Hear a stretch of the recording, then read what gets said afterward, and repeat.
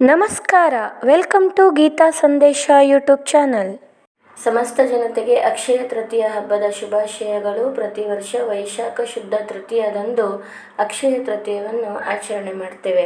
ಇಂದು ಜಾಹೀರಾತಿನ ಪರಿಣಾಮಗಳಿಂದಾಗಿ ಅಥವಾ ಜ್ಯೋತಿಷಿಗಳು ಹೇಳ್ತಾರೆ, ಅವರು ಇವರು ಹೇಳ್ತಾರೆ ಅಂತ ಚಿನ್ನಾಭರಣಗಳನ್ನು ಖರೀದಿ ಮಾಡಲಿಕ್ಕೆ ಹೋಗ್ತಾರೆ. ಆದರೆ ಚಿನ್ನಾಭರಣಗಳನ್ನು ಖರೀದಿ ಮಾಡುವುದಕ್ಕಾಗಿ ಇರುವಂತಹ ಹಬ್ಬವಲ್ಲ ಇದು.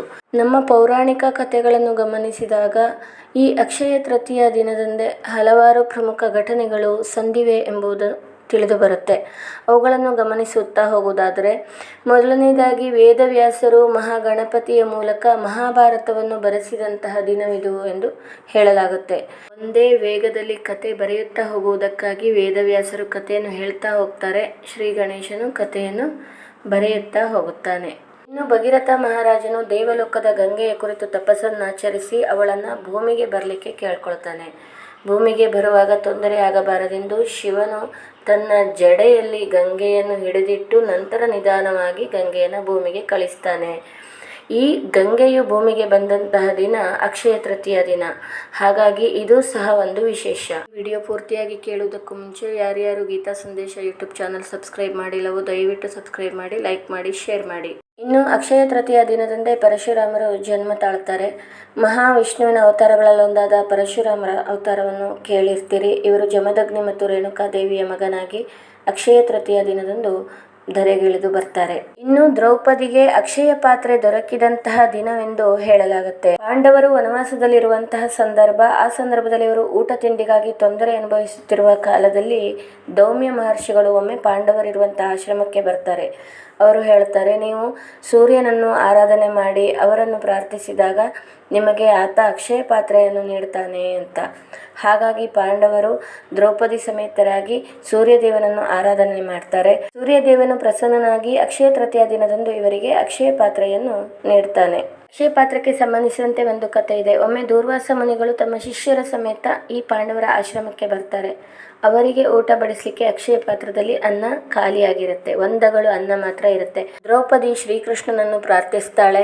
ಶ್ರೀಕೃಷ್ಣ ಧಾವಿಸಿ ಬರ್ತಾನೆ. ಅದೇ ಅಕ್ಷಯ ಪಾತ್ರೆಯನ್ನು ಕೇಳಿ ಪಡೆದು ಅದರಲ್ಲಿರುವಂತಹ ಒಂದು ಅಗಳು ಅನ್ನವನ್ನು ತಿಂದು ಊಟ ತುಂಬಾ ರುಚಿಯಾಗಿದೆ ಎಂದು ಹೇಳ್ತಾನೆ. ಆತನ ಮಹಿಮೆಯಿಂದ ನಂತರ ಬಗೆ ಬಗೆಯ ಭಕ್ಷ್ಯ ಭೋಜನಗಳು ಸಿದ್ಧವಾಗುತ್ತೆ. ನಂತರ ಯಾವುದೇ ಹಿಂಜರಿಕೆ ಇಲ್ಲದೆ ಖುಷಿಯಿಂದ ದುರ್ವಾಸ ಮುನಿಗಳು ಹಾಗೂ ಅವರ ಶಿಷ್ಯರಿಗೆ ಪಾಂಡವರು ಊಟವನ್ನು ಬಡಿಸ್ತಾರೆ.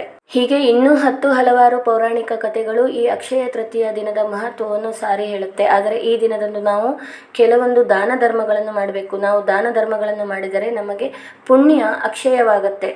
ಚಿನ್ನಾಭರಣಗಳನ್ನು ಖರೀದಿಸುವಂತಹ ಬದಲು ಕೊಟ್ಟಿದ್ದು ತನಗೆ, ಬಚ್ಚಿಟ್ಟಿದ್ದು ಪರರಿಗೆ ಅನ್ನುವಂತೆ ನಾವು ಈ ದಿನದಂದು ದಾನ ಧರ್ಮವನ್ನು ಮಾಡೋಣ. ಅದು ಅಕ್ಷಯವಾಗುತ್ತೆ, ಅಂದರೆ ಪುಣ್ಯ ವೃದ್ಧಿಯಾಗುತ್ತೆ. ನಮಗೆ ಬಡಬಗ್ಗರಿಗೆ ಊಟ ತಿಂಡಿಗಳನ್ನು ಕೊಡುವಂಥದ್ದು, ಯಾರಿಗಾದರೂ ಸಹಾಯ ಮಾಡುವಂಥದ್ದು ಈ ದಿನ ಮಾಡುವಂಥ ಕೆಲಸವನ್ನು ನಾವು ಮಾಡಬೇಕು. ಅದರ ಜೊತೆಗೆ ಕೆಲವೊಂದಿಷ್ಟು ಕೆಲಸವನ್ನು ಮಾಡಬಾರದು. ಏನಂದರೆ, ನಾವು ಈ ದಿನ ಬೇರೆಯವರಿಗೆ ಕೆಟ್ಟದ್ದನ್ನು ಬಯಸಬಾರ್ದು, ಬೇರೆಯವರಿಗೆ ಬೈಬಾರ್ದು, ಬೇರೆಯವರ ಮೇಲೆ ದ್ವೇಷ ಹಗೆತನವನ್ನು ಸಾಧಿಸಬಾರ್ದು.